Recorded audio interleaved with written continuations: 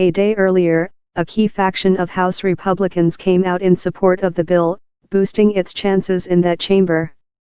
"I'm confident we'll have the votes," said Senator Rob Portman of Ohio, one of the Republican negotiators on the bill.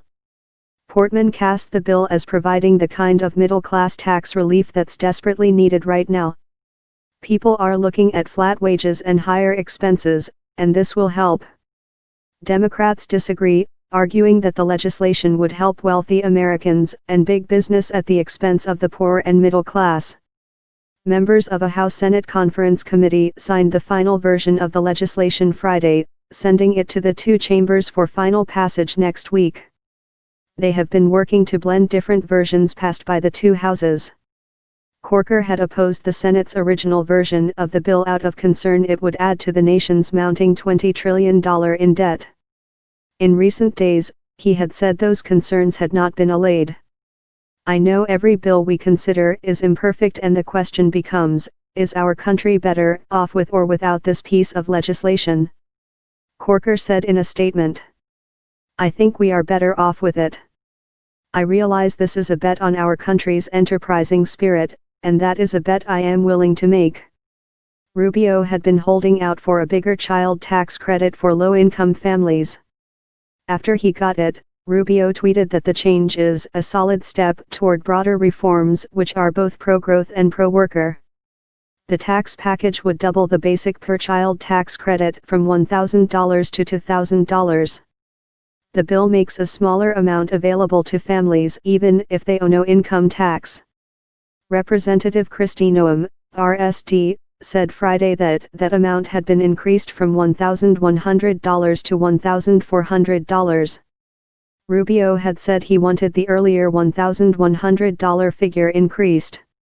Low-income taxpayers would receive the money in the form of a tax refund, which is why it's called a refundable tax credit. Senate Republicans passed their original tax bill by a vote of 51 to 49 with Rubio's support. If they had lost Rubio and Corker, they would have been one more defection away from defeat.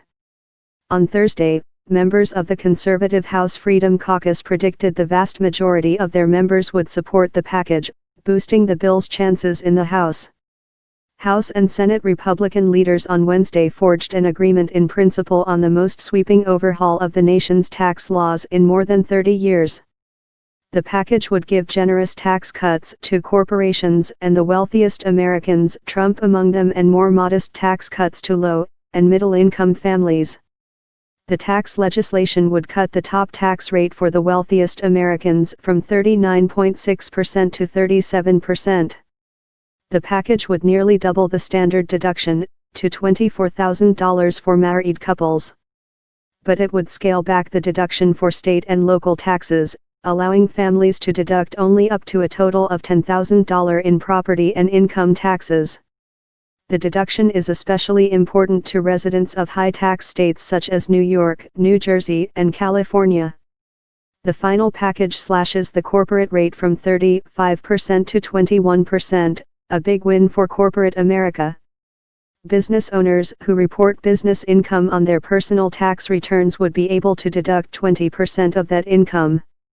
The agreement also calls for repealing the mandate under the Obamacare health law that requires most Americans to get health insurance, a step toward the ultimate GOP goal of unraveling the law. The business tax cuts would be permanent, but reductions for individuals would expire in 2026, saving money to comply with Senate budget rules. In all, the bill would cut taxes by about $1.5 trillion over the next 10 years, adding billions to the nation's mounting debt. Rubio's opposition had come at a bad time for Senate Republicans, with two of them missing votes this week because of illness. John McCain of Arizona, who is 81, is at a Washington area military hospital being treated for the side effects of brain cancer treatment. An 80-year-old Thad Cochran of Mississippi had a non-melanoma lesion removed from his nose earlier this week.